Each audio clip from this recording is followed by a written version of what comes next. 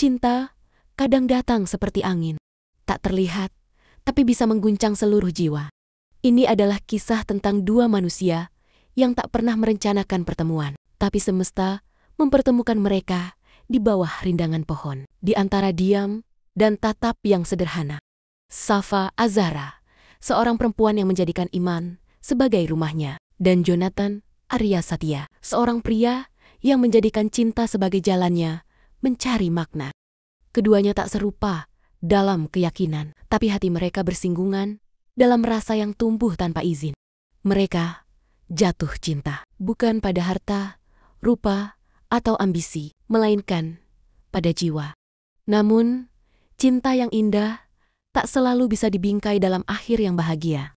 Kadang, ia harus dikorbankan di altar keyakinan, agar tak menjadi jalan yang menyesatkan. Kadang, yang saling mencinta justru harus saling meninggalkan, demi tetap setia pada Tuhan masing-masing. Ini bukan kisah tentang siapa yang salah atau siapa yang kalah. Ini adalah kisah tentang mencintai dengan cara paling tulus. Melepaskan ketika menggenggam, berarti mengkhianati diri sendiri. Dan ketika dua doa yang naik ke langit berasal dari arah kiblat yang berbeda, mereka hanya bisa berharap. Semoga cinta mereka tetap hidup, meski tak pernah bersatu. Karena cinta sejati, pada akhirnya, bukan tentang memiliki, tapi tentang merelakan dengan sepenuh jiwa.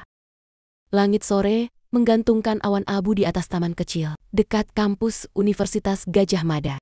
Di bangku kayu yang dikelilingi pohon terembesi, seorang perempuan duduk menunduk membaca buku puisi karya Khalil Gibran. Namanya adalah Safa Azahra, mahasiswi tingkat akhir jurusan psikologi. Berhijab sederhana, lembut tutur kata, dan menyimpan dunia dalam tatap matanya. Di bangku seberangnya, seorang pemuda dengan kemeja kotak mencuri pandang. Namanya Jonathan Arya Satya, mahasiswa arsitektur Kristen Protestan yang gemar menggambar dan punya kegemaran menyendiri. Mereka tak saling menyapa. Hari itu hanya tatap, lalu diam-diam saling mengingat. Hari itu, hujan turun deras. Safa, yang terbiasa membawa payung, mendapati seorang lelaki berdiri di halte dengan beberapa lembar kertas basah di tangannya. Ia mengenal wajah itu. Safa menawari payungnya, dan Jonathan tertawa gugup. Dari situlah percakapan pertama mereka dimulai. Tentang buku, hujan, bahkan soal puisi. "Kenapa kamu suka Gibran?" tanya Jonathan. Safa menjawab lirih, "Karena cinta." Dalam puisinya tak pernah punya agama. Ia hanya tahu bagaimana menjadi tulus. Mata mereka bertemu, dan sejak itu hati keduanya mulai berubah. Pertemuan demi pertemuan berlanjut. Awalnya karena tugas, lalu karena buku, kemudian karena rindu. Mereka bicara tentang iman, tentang keluarga, dan tentang batas. "Aku tahu, kamu Muslim, dan aku bukan," kata Jonathan saat mereka duduk di sebuah coffee shop dekat kampus. Safa hanya menatap segelas kopi di depannya. Ia tahu arah ini tak pernah mudah. "Apakah cinta bisa berjalan tanpa restu langit?" tanya Safa. Jonathan tak menjawab. Ia hanya menghela napas panjang, seperti melepaskan angin yang menyesakkan dadanya. Keluarga mereka mulai mengetahui hubungan itu. Ayah Safa, seorang ustaz yang kaku, sementara ibu Jonathan adalah aktivis gereja yang ketat. Pertemuan antar keluarga menjadi medan perang sunyi. "Perempuan itu akan menyeretmu ke neraka, Jo," kata ibunya. "Kalau dia cinta pada Allahnya, dia akan tahu jalan ini haram," kata ayah Safa tegas. Air mata Safa jatuh. Jonathan menggenggam tangan gadis itu, tapi ia tahu tangan itu mulai goyah. Hari di mana mereka berpisah adalah hari tanpa angin. Dunia begitu diam, seperti tahu ada hati yang retak. Mereka tidak bertengkar, tidak ada amarah, hanya kesepakatan yang pilu. "Kita mencintai dengan seluruh iman, tapi mungkin justru karena iman itulah kita tak bisa bersama," ujar Safa. Jonathan menatap mata itu, yang selama ini menjadi rumahnya. Ia mencium kening sofa untuk terakhir kalinya, lalu berjalan menjauh, membawa separuh jiwanya bersamanya. Hari-hari setelah perpisahan, Safa sering termenung di masjid kampus. Ia merasa dirinya telah berbuat dosa, mencintai seorang lelaki yang tak bisa ia bawa dalam doa-doanya. Sementara itu, Jonathan memutuskan cuti kuliah. Ia pergi ke rumah pamannya di Bandung, menjauh dari Yogyakarta, mencoba mengubur perasaan yang tak bisa mati. Mereka sama-sama kehilangan arah. Safa mulai sering sakit, matanya cekung, nafsu makannya hilang. Ibunya cemas, tapi ia tak tahu luka seperti apa yang sedang menggerogoti anaknya. Jonathan pun berubah. Ia berhenti menggambar. Hatinya kosong. Ibadah pun terasa hambar baginya. Bahkan, ia mulai mempertanyakan mengapa cinta yang tulus harus terasa salah. Jonathan mulai menghadiri diskusi lintas iman di Bandung. Ia mencoba memahami apakah Tuhan memang sesulit itu. Apakah cinta tak bisa hidup berdampingan dengan keyakinan? Di sana, ia bertemu dengan seorang lelaki tua, mantan pendeta, yang kini memilih jalan sunyi. Mereka berbicara tentang hati, agama, dan pilihan-pilihan yang harus dibayar mahal. Cinta itu suci, Joe. Tapi, jika cinta itu membuatmu menjauh dari Tuhan, maka itu bukan cinta yang diberkati. Jonathan hanya menunduk. Tapi, jika cinta itu justru menuntunmu mendekati Tuhan, meski dengan perih, mungkin itu ujian. Waktu terus berjalan. Safa lulus dengan predikat cum laude. Ia melanjutkan studi magisternya di Malang. Jonathan pun kembali ke kampus, menyelesaikan skripsi yang terbengkalai.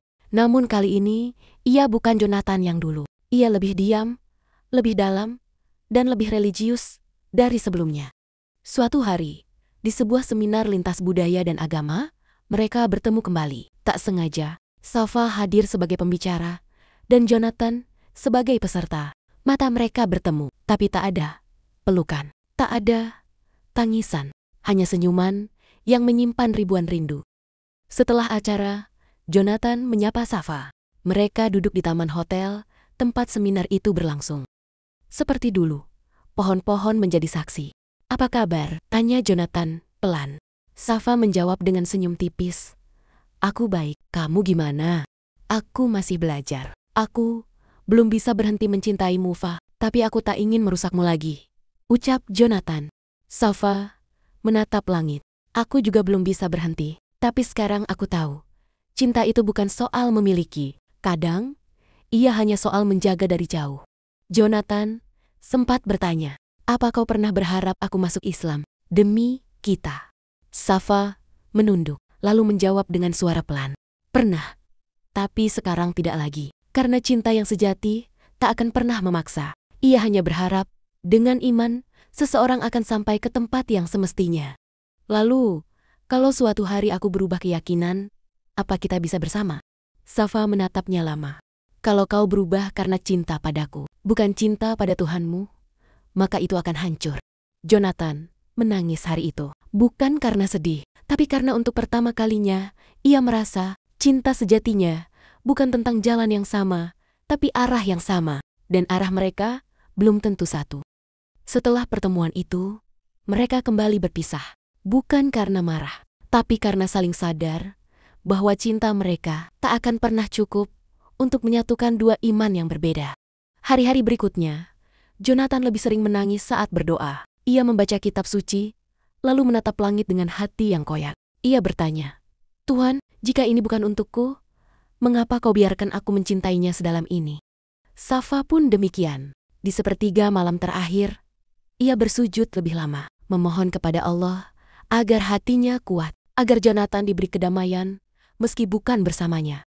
Mereka berdoa untuk satu sama lain, tapi bukan untuk bersama. Tahun berlalu. Safa kini menjadi dosen di sebuah universitas Islam swasta. Ia lebih tenang, lebih dewasa, namun tetap menyisakan kesedihan dalam senyumnya. Jonathan bekerja sebagai arsitek di Jakarta.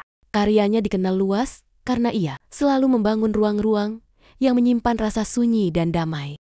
Ia mulai dikenal sebagai arsitek spiritual, meski tak pernah mengungkapkan alasannya. Mereka tetap mengikuti kehidupan satu sama lain dari kejauhan, lewat berita, media sosial, atau kabar dari teman lama. Tapi mereka tak pernah lagi saling menghubungi. Suatu hari, dalam sebuah pameran arsitektur bertema Ruang untuk Jiwa yang Sunyi, Safa hadir. Ia tak tahu Jonathan yang merancang semua instalasi itu. Saat berjalan menyusuri ruang demi ruang, ia terdiam di sebuah instalasi berjudul Bangku di Taman, Sore Itu, Kau dan Aku. Air matanya jatuh. Tanpa ia sadari, Jonathan berdiri di seberang ruangan. Tak ada kata yang keluar saat mereka saling melihat. Tapi saat itu mereka tahu, perasaan itu tak pernah mati. Ia hanya bersembunyi di sudut waktu. Beberapa bulan kemudian, Safa dilamar oleh seorang pria Muslim yang saleh, santun, dan mencintainya sepenuh jiwa. Namanya Alif. Safa bimbang. Ia merasa bersalah, bukan karena tidak menghargai Alif, tapi karena hatinya belum sepenuhnya sembuh dari Jonathan. Namun setelah istikharah panjang dan berbicara pada ibunya, Safa akhirnya menerima lamaran itu. Saat malam menjelang pernikahannya, ia menulis surat, bukan untuk dikirim, tapi hanya untuk dibaca oleh hatinya sendiri. "Joe, aku akan menikah, bukan karena aku berhenti mencintaimu, tapi karena aku harus hidup." Pernikahan Safa berjalan tenang.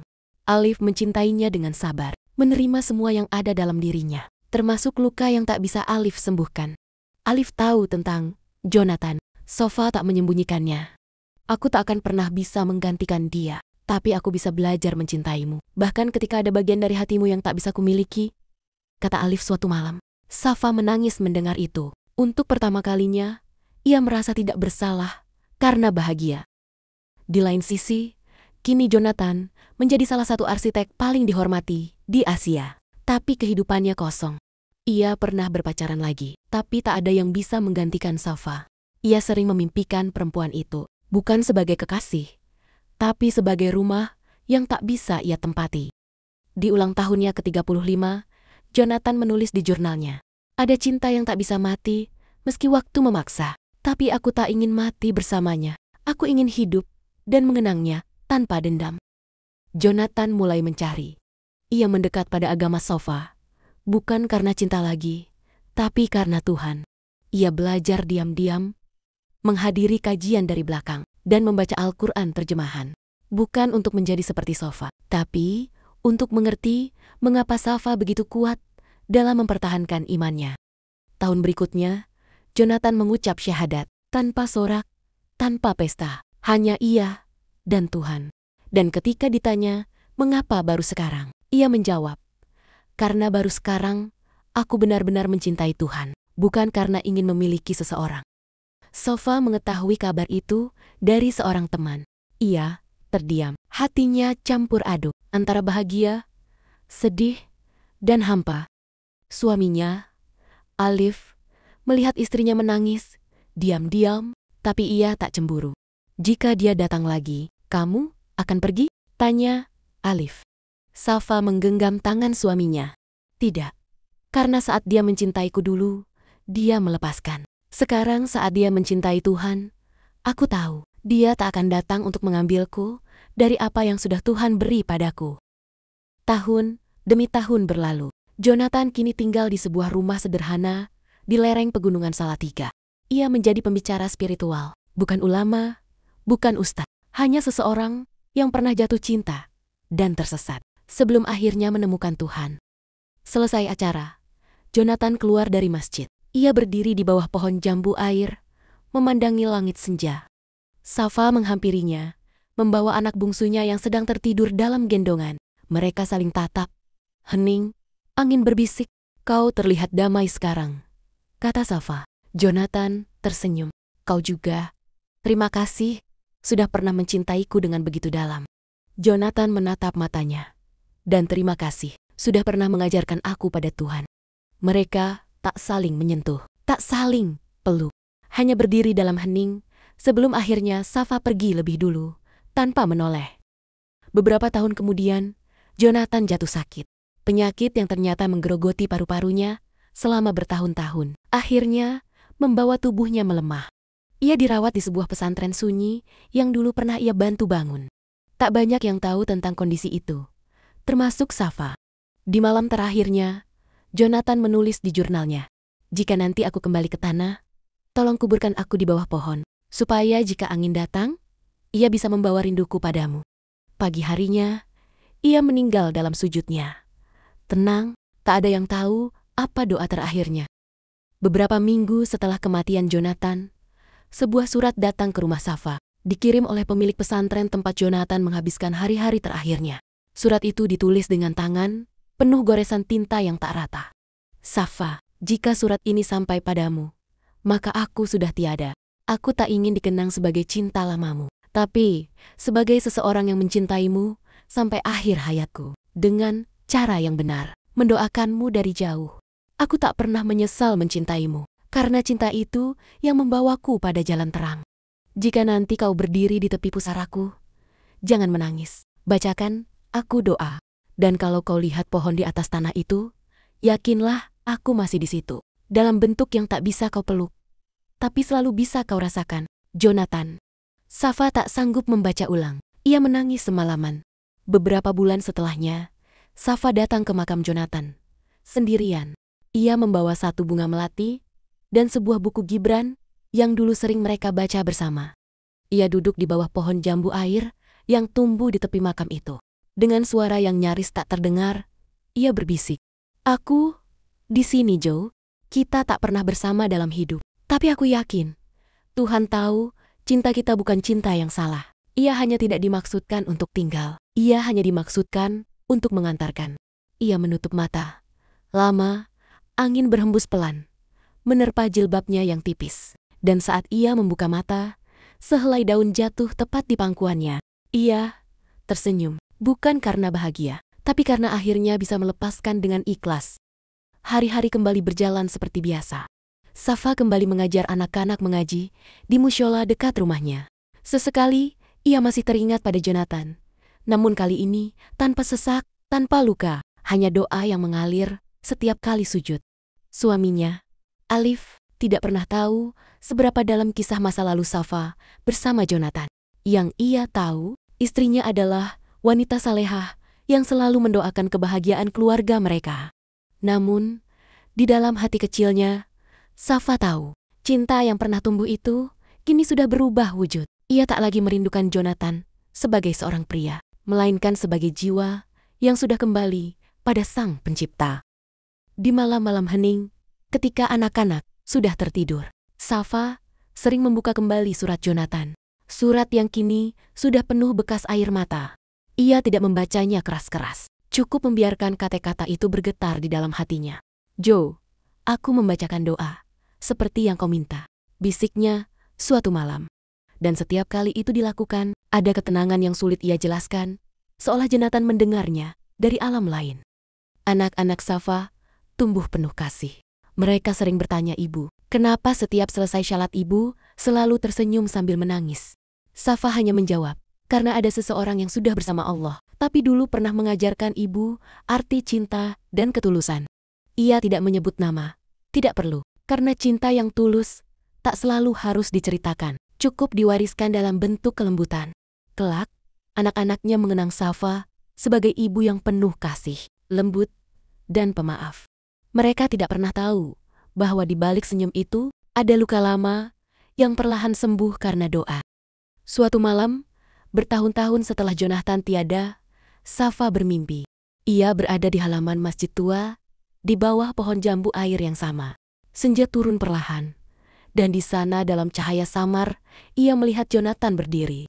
Wajahnya tenang, senyumnya sama seperti dulu. Aku sudah bahagia, Safa, katanya. Jangan lagi menangis untukku. Safa ingin meraih tangannya, namun tubuh itu perlahan memudar bersama angin. Saat terbangun, air mata mengalir di pipinya.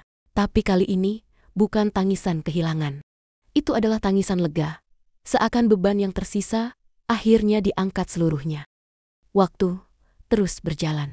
Rambut Safa mulai dipenuhi uban, kulitnya mulai keriput. Anak-anaknya telah dewasa. Sebagian merantau, sebagian menetap di kota kecil itu.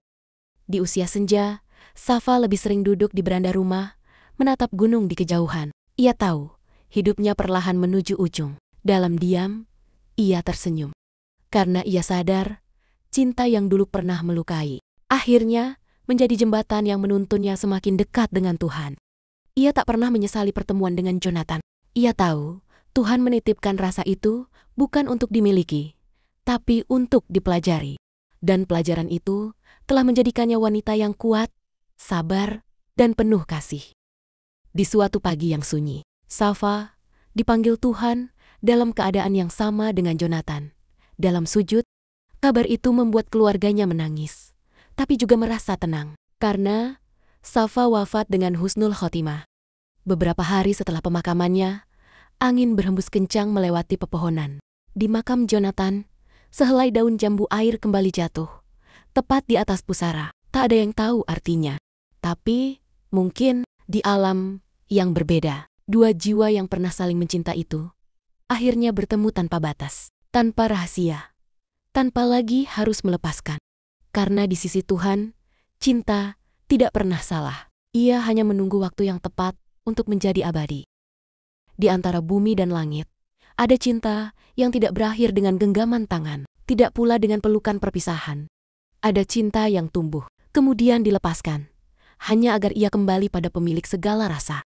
Jonathan dan Safa adalah dua jiwa yang pernah tersesat dalam rindu, lalu dipertemukan kembali oleh takdir untuk belajar bahwa cinta sejati bukan soal memiliki, melainkan mengantarkan, bahwa kerinduan bisa menjadi doa, dan doa bisa menjadi jalan pulang. Mereka tidak bersama dalam hidup, namun di hadapan Tuhan, cinta mereka tidak pernah hilang, hanya berubah bentuk, menjadi cahaya yang menuntun langkah.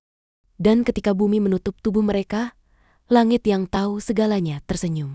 Sebab cinta yang pernah mereka rawat dengan air mata, akhirnya sampai juga ke tempat asalnya, keabadian di sisi Tuhan.